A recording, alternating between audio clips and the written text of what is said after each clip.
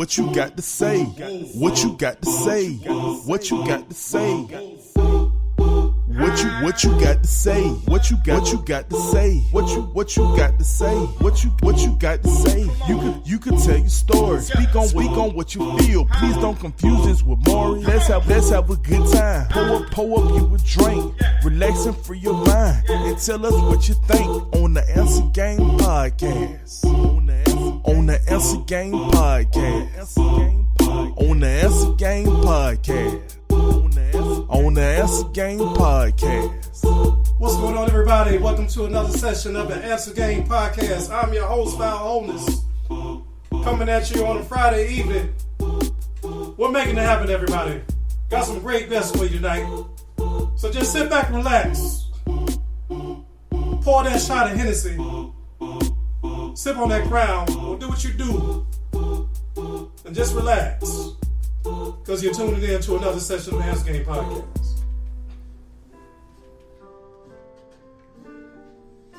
Changing the atmosphere up a little bit here.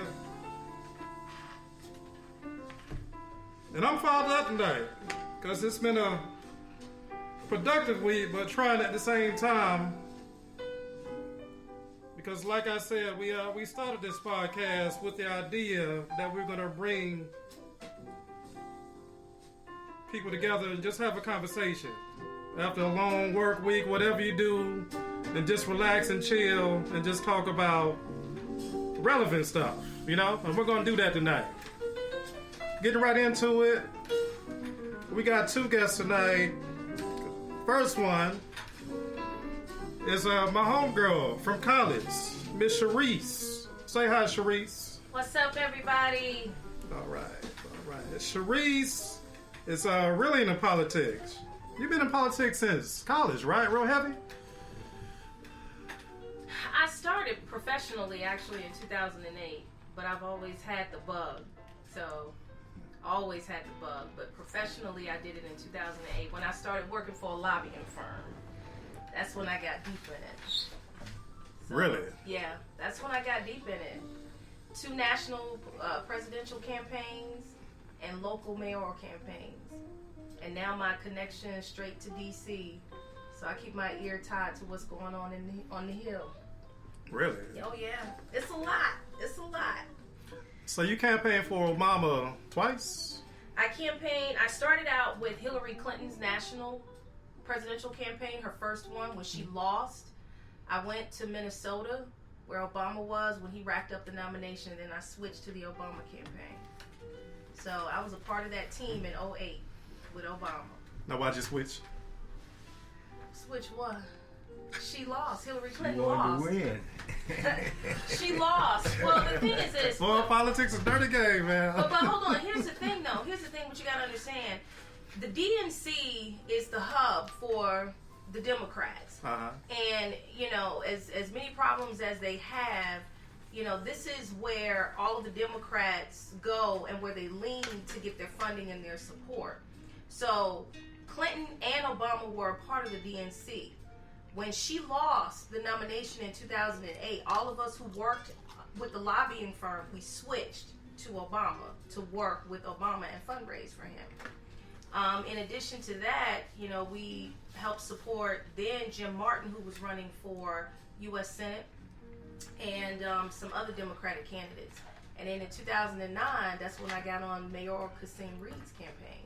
Oh, I bet that was interesting. That was the most stressful campaign I'd ever been on in my whole entire life. I actually left that campaign, man. That was the most stressful because the thing is this, when you're working in politics, no matter what you're doing, you always want to make sure that you are on the winning team, because when you lose a campaign, an election, some people never get a job again. Mm-hmm. It's deep. It's that deep. So, you know, it was Kasim and Mary Norwood at the time, and I literally thought, well, I'm sure they thought too that she was going to win. I mean, he eked it out by 400. She had a good chance. Yeah, she had a real good chance. Yeah. But he eked it out by 400 some votes, all because he was able to galvanize the movement with the millennials. Is that right? And if Hillary Clinton would have done the same thing this year, in the last election, she could have potentially been the next president, potentially. All right. We're gonna get into that. Now Yeah. we also have another special guest here, Mr. Ejonge Right. Did I pronounce your first name right? Ejonge Right. All right. Now I've been knowing Mr. Right for a couple years. About what, 8 years now? Yeah, something like that. Yeah, something like that. And you have a background in politics too. That's what brought you here, right? You were associated with. My background is in business development. Mm-hmm. I came here to start business incubators. So I developed 3 different business incubators here in town. Mm-hmm. So that's where I came from, and I had developed a business incubator in East St. Louis before I came here, which was no small chore. Right. East St. Louis, if you know about East St. Louis. I've been to St. Louis a couple times. It Yeah, reminded me of that's a Atlanta different when city. I went. Nah, I went. Well, this was what, 20 years ago. You remember when we used to go on those Bible Bowl trips? Yeah, we went to St. Louis a couple The funny times. thing about it is, and this is, East St. Louis really gets a bad rap, but actually a black man is safer in East St. Louis than he is in St. Louis.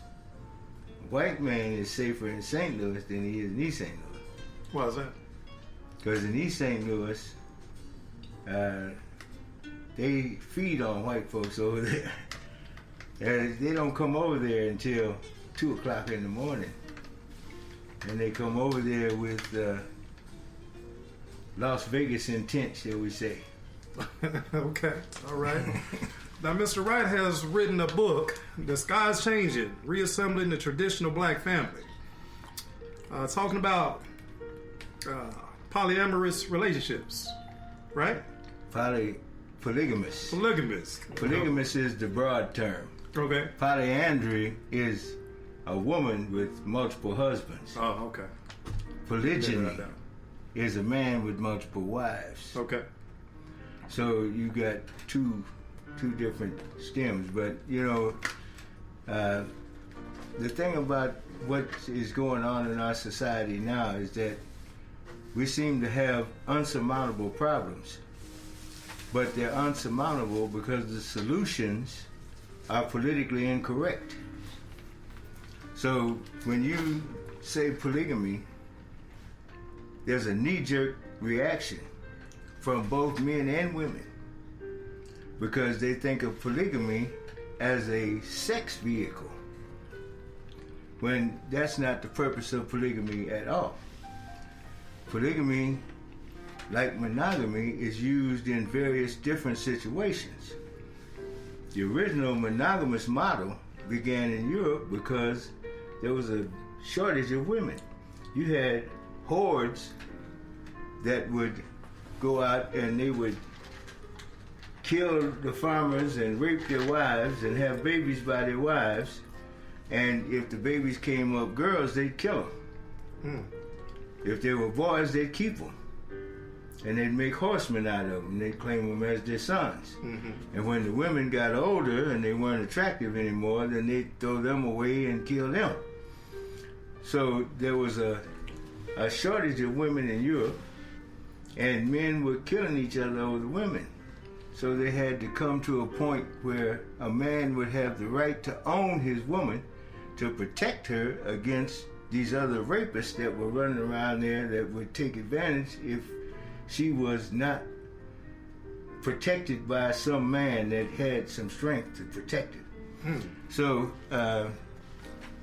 that concept followed them to the Americas, because when they came to the Americas, there was the same basic demographic. There were a whole lot of men and very few women. So you had a situation where you had Sears and Roebuck was selling mail order brides, and a lot of the white males married Indian women. There were very few white women in the country, so they couldn't stand the idea. Even when Joseph Smith and Brigham Young came with polygamy in the Church of the Latter-day Saints, they couldn't stand the idea of one man having more than one woman when there were so many men that had no women at all. So it was a tremendous fight, and they killed Joseph Smith over it, by the way. And that tradition became the model. But I'll just switch gears just a little bit here, because I want to mention that there was a woman by the name of Pearl Buck. Okay. She was a writer. I don't know if you remember her. She wrote a book called The Good Earth. They made a movie out of it. Okay. Won an Academy Award. Well, Pearl Buck, her mother was a missionary in China. And at the time her mother was the missionary in China, the Chinese practiced polygamy. They still practice polygamy in some of the provinces. But they were practicing polygamy all over. And her job as a missionary was to get them to convert from what they considered to be the primitive form of marriage polygamy to the more modern form of monogamy. And she succeeded in one of the villages and talked them into practicing monogamy.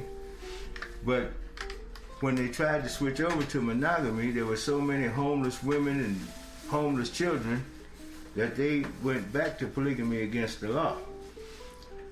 So from that experience, Pearl Buck drew the conclusion that marriage has to adapt itself to the demographic of the society. In other words, if you have a society where you have an excess of males, monogamy is the only system that's going to work. If you have a society where there's an excess of females, polygamy is the only system that's going to work. Because otherwise, you're not going to have every woman with the opportunity to be married, every child be raised by its natural parents. So what we have now is what's known as serial monogamy. The problem with serial monogamy is that each time you change wives, you leave a family behind. You not only leave the wife, you leave children. How many times can you do that? You know, the average serial monogamous marries at least 3 times. I got uncles and cousins that have been married 4 times. My father married twice.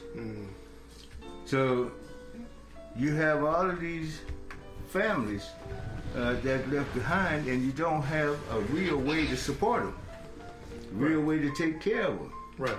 And step parenting doesn't work. Right. If you've ever watched a step parenting situation, when the male tries to discipline the young males, Oh, it's not happening. Well, it's gonna be tough doing it. what do they say to him? You ain't my daddy. Yeah, Right. Right. invariably. Right. Now, Invariably. now, Mr. Wright, you've already laid some good, a good foundation in terms of what your book is about.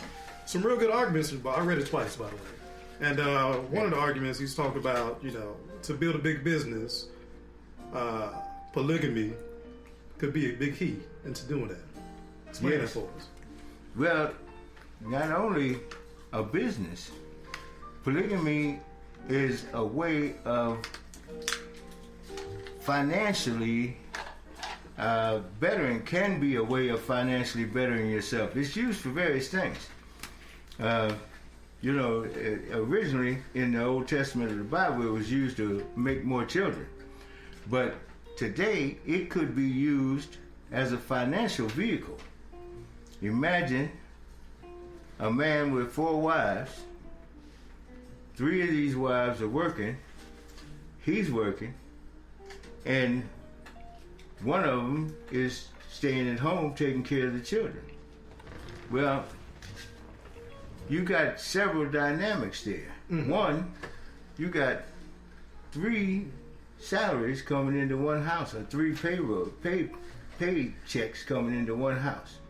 Even at minimum wage, you can do some desirable things with 3 checks coming into one house. There's 3 incomes on one overhead. The way we're doing things now, we've got de facto polygamy, where we've got a guy that's got babies by 2 or 3 women. They all know each other. They fighting over money all the time. Everybody got to have their own apartment. Everybody got to have their own phone.